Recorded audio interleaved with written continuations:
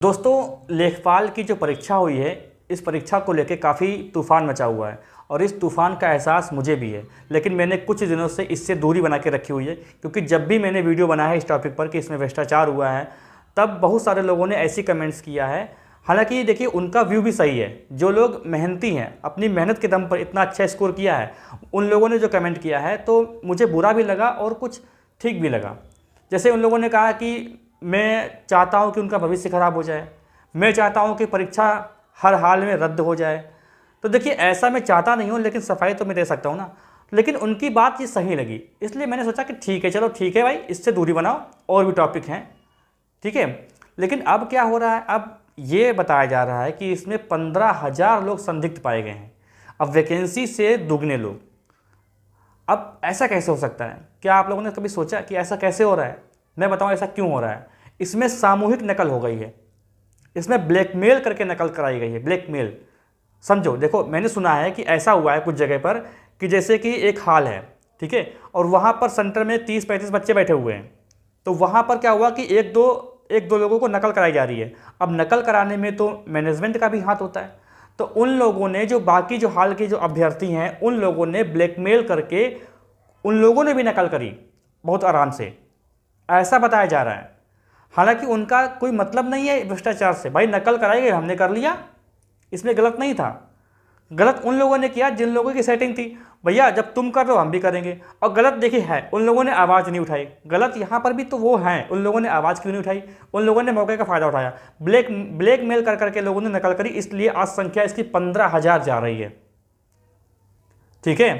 क्योंकि देखिए, जांच में वो आएंगे, जिन लोगों ने सामूहिक नकल करके, जो उसमें जो ब्लैकमेल करके जो नकल की गई है, उसकी भी जांच होगी, ये बात सामने, इसलिए संख्या ज़्यादा जा रही है। लेकिन हालांकि उनका कोई लिंक नहीं, तो छूट जाएंगे, मतलब वो जो है बच जाएंगे, वो निकल सकते हैं, क्योंकि उनका कोई लिंक नहीं है।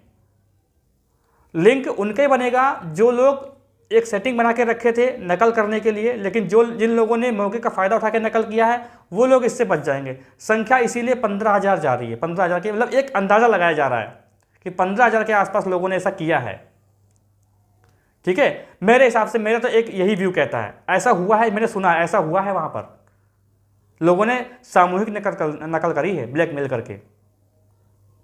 अब देखिए, इसके लिए क्या कि बहुत लोगों के नंबर जो है वो 80 आ रहे हैं। तो अगर 15,000 लोग संदिग्ध पाए गए हैं, तो क्या 80 नंबर वालों की कोई औकात है यहाँ पर? बताओ, 80 नंबर वालों की कोई औकात है? नहीं औकात है। जबकि 80 नंबर बहुत होते नंबर। 100 में से 80% नंबर लाना मायने रखता है, 1/4 की माइनस मार्किंग के साथ मायने रखता है ये चीज़। लेकिन अगर आपके 80, 82, 83 नंबर है ना, तो कोई वैल्यू नहीं है उनकी, क्योंकि 15,000 में ही असली कंपटीशन है। आप लोग क्या करने गए थे? आप लोग खाली संख्या बढ़ाने गए थे वहाँ पर, ताकि किसी को शक ना हो। असली कंपटीशन तो 15,000 वालों में है। जिन लोगों की 15,000 में से उनका सिलेक्शन होता है, जिन लोगों ने अच्छे न पैसे दिए, जिनका अच्छी सेटिंग थी, जिनके अच्छे स्रोत थे, सोर्स थे, उनका कंपटीशन है असली यहाँ पर।